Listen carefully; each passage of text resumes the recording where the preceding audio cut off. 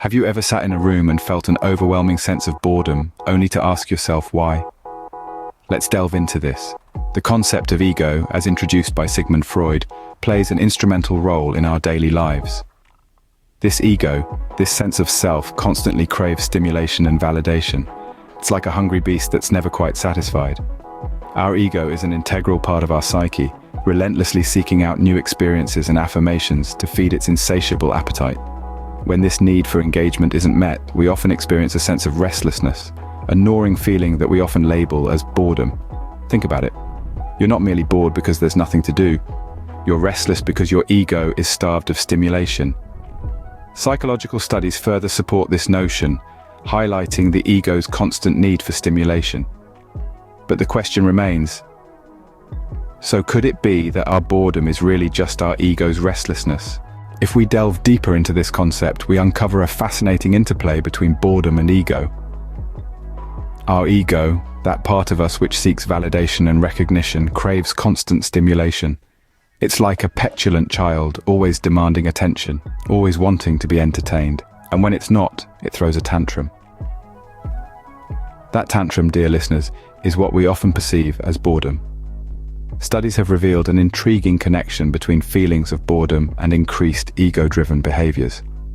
This implies when we're bored, our ego kicks into overdrive, seeking out attention or validation from external sources. It's an interesting cycle, isn't it?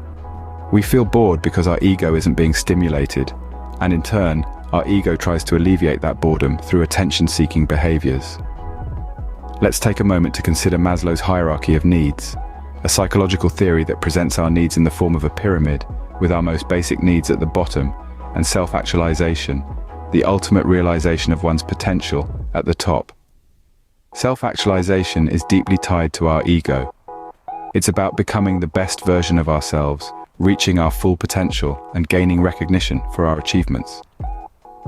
But what happens when our journey towards self-actualization is stalled, perhaps by a lack of stimulation or validation? Well, our ego feels threatened and we experience boredom. It's as if our ego is saying, "Hey, I'm not getting what I need here, do something about it." The ego's quest for constant stimulation can lead to a chronic state of dissatisfaction and restlessness.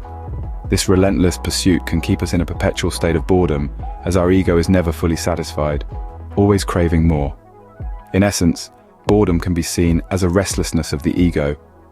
It's a signal that our ego is not getting the validation or stimulation it craves, leading us to seek out new experiences, new challenges, and new ways to validate our sense of self-worth. It seems the more bored we are, the more our ego cries out for attention. So, if our boredom is really just our ego's restlessness, what does this mean for us? Well, it means we have an opportunity to take control.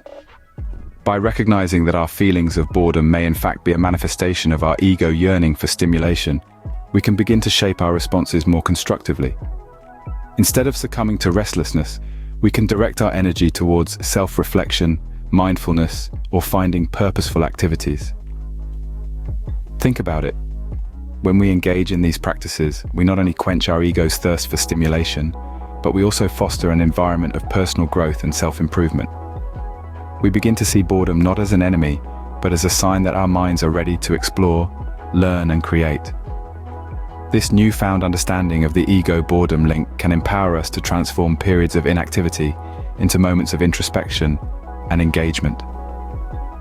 By understanding the link between our ego and boredom, we can find new ways to engage our minds and satisfy our ego's craving for stimulation. As we come to the end of our exploration, it's clear that our ego plays a significant role in our experiences of boredom. We've delved into the concept of the ego, its insatiable thirst for stimulation, and how, when left unquenched, it results in what we commonly perceive as boredom.